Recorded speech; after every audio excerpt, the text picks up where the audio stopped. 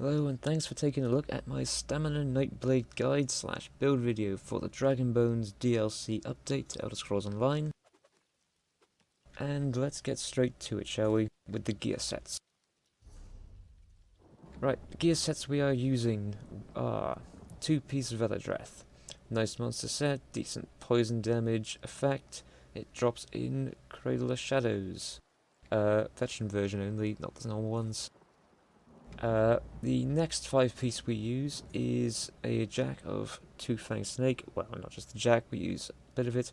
So this gives us penetration bonus and flat stats to the 3 major values, which is weapon damage, max stamina, and weapon critical. And the last 5-piece is the Vicious Ophidian. This is being used because A, I don't have War Machine, B, I like the sustain this set offers.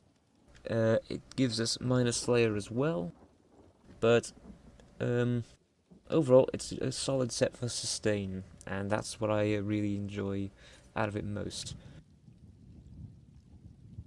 Both this and Twice-Fanged Snake comes from the Craggle and Trials. Twice-Fang comes from Sanctum Ophidia, and Vicious comes from Aetherian Archive.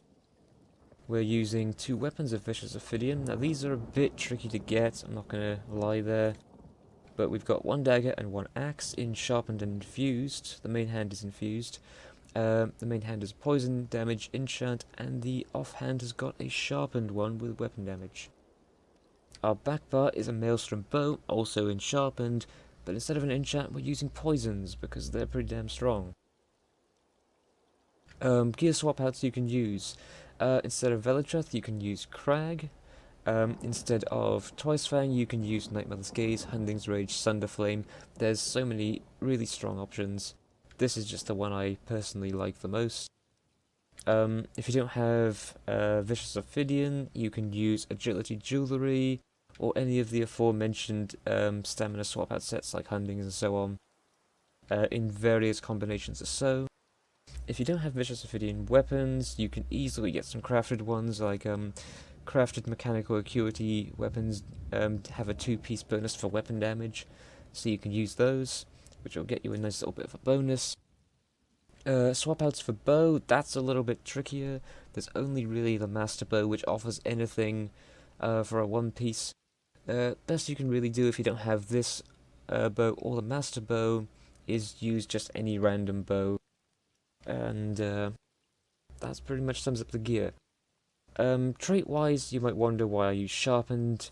This is because this build is aimed at running in trial groups or dungeon groups which aren't massively optimized. This is just because I don't run with any hardcore people anymore. But hey, you can easily change the offhand to precise, or the back bar bow to Nern, or any other combination that you fancy. It's pretty much up to you, depending on what your group's like. Jewellery is full weapon damage enchants, but you can do stamina regen or cost reduction if you don't have enough sustain, even using Vicious Ophidian.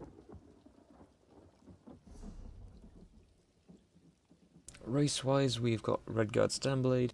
I use this for the maximum stamina bonus and the Adrenaline Rush passive, which gives a bunch of sustain and max stamina. Other races you can use, Khajiit's pretty good, I guess Orc's passable, or Imperial's good. Mundus we're going to be using the Warrior for weapon damage bonus, and we're using max health, max stamina blue food. Onto the skills, and we have got for the front bar dual wield, relentless focus. This is for minor berserk and minor endurance for stamina recovery and damage done bonuses.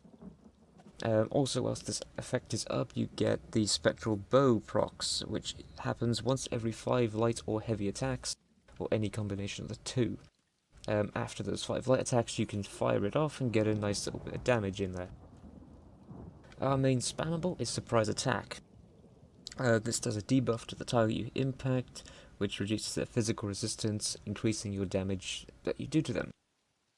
Next one, Rending Slash. It's pretty average dot from the dual wield line. There's nothing much better to be using for Nightblade dots. Then we have Killer's Blade, which is an execute for targets which have got 25% or lower health. The way I recommend you use this is when mobs hit 25% or lower health, either just finish them with it, or if it's a boss, just do the same old rotation and replace Surprise Attack with Killer's Blade. And then the last one on the active skills, we've got Deadly Cloak. This is a little AoE dot, does a bit of physical damage every 3 seconds, but the major reason for this skill is it reduces the AoE damage you take from pretty much everything in trials and dungeons and shit. Then we have our ultimate. This at the moment is in-cap strikes, but the other one I like to use a lot is Rend. If you feel like you can survive without any trouble, just use in-cap. I like using Rend in things like DSA and dungeons, so that means if the healer's not paying attention, I can actually heal myself a little bit and stay alive. Back bar, we've got Poison Injection for the bow. It's a execute of sorts. When targets are below 50% health, it does a bit more damage. Aside from that, it does a nice bit of damage over time anyway. Then we've got Leeching Strikes. It's a basic heal, restores a tiny amount of stamina, and it basically acts like a bit of a stamina bank. After a while, it'll give you 4k stamina or so back, or if you choose to refresh early, you'll get a fraction or a percentage of what you could get. Then we've got Razor Caltrops. These are from the Alliance War tree.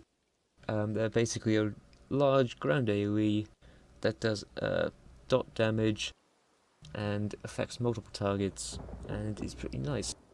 Downsides of it is it's quite short and it's quite expensive, but I'd still highly recommend it. Then we've got Rearming Trap. This is more of a buff than anything, but it also does a decent amount of single target damage. It also gives, well, the buff is Minor Force. It gives you extra critical damage when its effect is used on something.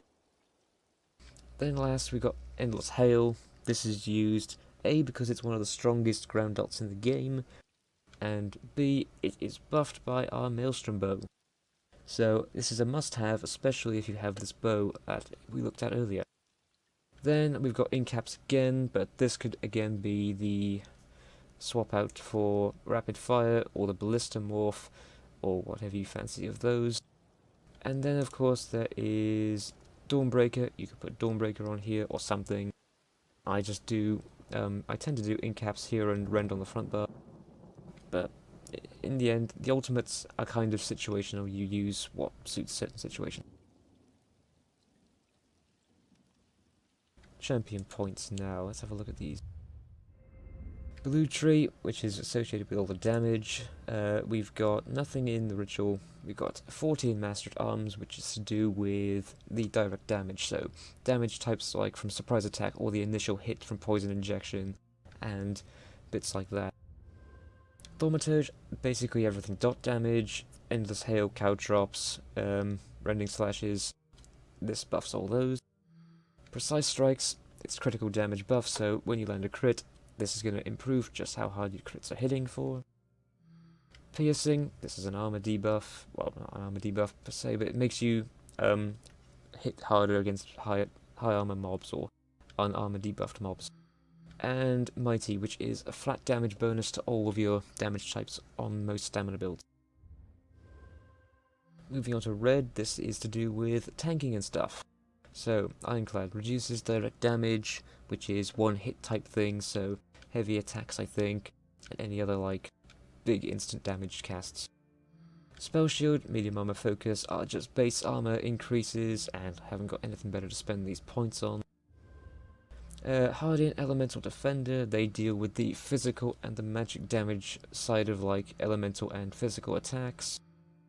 And then Thick Skinned, which is damage over time reduction, all of which very useful.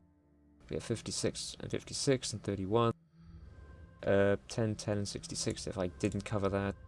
And Expert Defender, 11 points. I still don't quite know if this actually works on mobs or bosses. Green Tree. Warlord break free cost, so if you get stunned, knocked down, etc., you can break free at a cheaper cost and save some stamina. Mooncalf, stamina recovery, and 10 tenacity, which is heavy attack restore, so 76 and 64. And then we've got Tumbling and Shadow Ward for blocking and roll dodging, 40 in each, and these are just to do with dealing with mechanics and trials to save even more stamina. Right, that's the champions dealt with. Let's have a look at the tiny little things. So we have the poisons, I believe I mentioned earlier, and then we have the essence of weapon power, which are pretty much needed for this build because this build has no source of major savagery or major brutality. So you have to chug these on cooldown, which brings us on to the alchemy passive, which I highly recommend. It improves the duration of potion effects, so I definitely suggest you get this if you don't want your potion to run out of effects before the next one's ready to go. Oh yeah, before I forget, I missed a couple of things that were pretty important that you might not know. Just grab some of the passives. So you can grab some of the heavy armor ones to improve your health and a tiny bit of sustain. All of the medium. You get the dual wield, get all of the passives from here. The same goes for bow. You don't need anything from Alliance War. Fighters Guild, you do need Banish the Wicked. It gets you a nice bit of extra ultimate when you kill undead and stuff. Race passives, you have to get these or else you're going to be gimped quite badly. Light armor, you don't really need any of these. I don't even know why I've got that. Best to get all the class passives if you've got the skill points for it. Otherwise, just ignore anything which isn't to do with stamina-based stuff. So things like this one's to do with healing, so you don't really need it.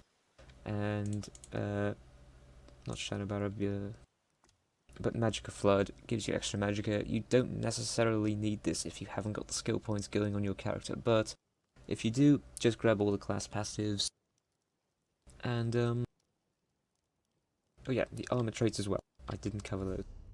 Armor traits, full Divine with max stamina. Divine boosts the effects of the Mundus that you're using, so it's a pretty good idea to be using those. Anyway, now thanks for watching, and I'll catch you in the next video.